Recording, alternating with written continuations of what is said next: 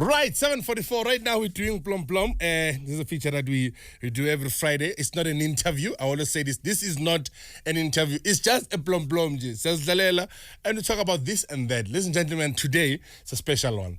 I don't know what to say. Like I said, when she walked in, I didn't know whether to say, yeah, or to go in the way that she's going right now.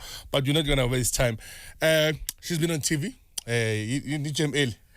Yeah, I remember. Yeah, and we were like, how? I remember it. Yeah, but who's this lady? Yeah, because there was Vinola and then there was Pushie. Like, oh, Push, who is this Push?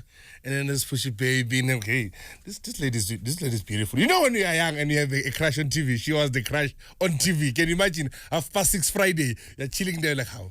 Hey, this Pushie is nice. Listen, gentlemen, Pishie Watson is here. How are you? I am good, tired. Why? It's 7:45. You're tired. But I had to wake up at 5, but then I woke up at 4, and then it was like an hour fighting with taxi drivers on the road, competing to get here, traffic, load shedding. Welcome to our lives. This is what we do on a daily basis. We fight people on a daily basis too. Yeah. But you're here. I'm here. Let's take it back, man. To you're first of all you're born in Liberia. Yes. You're a Liberian girl. Exactly. Exactly. So you're the original Liberian girl. Of course. Tell us more about being born in Liberia. It was wonderful. I love it. Born by the beach, by the sea. Wake up, go to school, come back, swim. Yeah, you've been having a good life. You come back, you swim. Yes. I'm imagining Afro-politicians sitting there. What happens in Liberia? People wake up, they go and swim. They go to school, come back and swim. Go to school, come back and swim. And you moved coming to South Africa. When did that happen?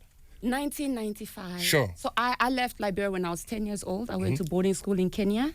And then I was in Ghana. And then I was in Gambia. And then I came to South Africa. And then you guys just hijacked me.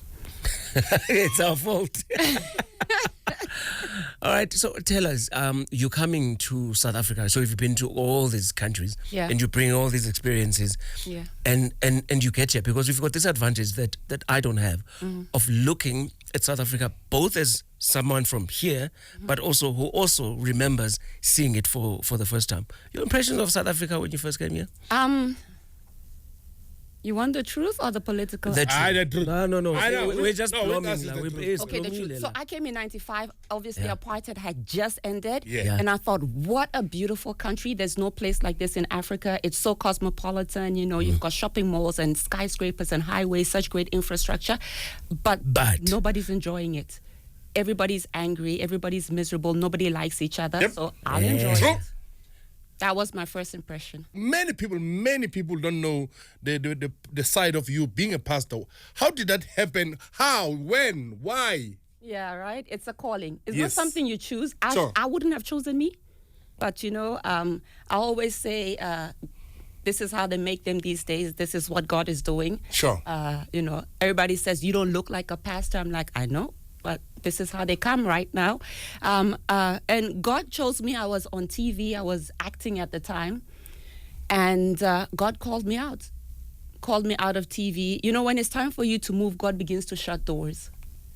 I'd go to auditions that I could get with my eyes closed. And it'll be callbacks between me and somebody else, over and over and over. And I wouldn't get it. And it went on for so long, and I knew what was going on, but I didn't know anything other than TV. And eventually, you know, God called me out, and he said, go to Rhema. And I was like, but it's a church. What am I going to do there? You know, but I went there, and I just sat right at the back. And I didn't really want to be there. And I said, you know, if one person asks me for an autograph, I'll leave. Yeah. Because if you're going to worship me, I don't need to worship your God. Sure. And I said, you know, Lord, I wanna find you. I want to find my calling, my purpose. I want to know why I was born, why I'm on this earth. You told me to come here, so I'm here. So I just started to volunteer for everything. I served for 6 years. You know, luckily, or by the grace of God, I was married, so I could afford to. So I don't tell people that they have to follow my journey. You can't take 6 years of internship, but I was able to do that. And I was married, so my bills were paid, right? So I served for 6 years. I mean, whatever, serving cupcakes, packing chairs, blowing balloons, doing whatever it took. And eventually, if you're in a place for 6 years, some people move on, some people leave, and you're left, and it's like, all right, you have the job. That's the way I put it. But really, the Bible says, before I formed you in your mother's womb, I knew you. Sure. I called you, I appointed you, I separated you, I knit you together. You're fearfully and wonderfully made. You are made on purpose for your purpose. So I know without a shadow of a doubt that this is what I was born to do. You know, you talk about this, and this is a journey that started in the mid-90s, thereabouts. I got born again at Rhema in 1995. 95, yeah. But I was not prepared to be surrendered. I was still, in the... Yeah. I was still on the lights were TV. still on. Yeah. So it was about 2003.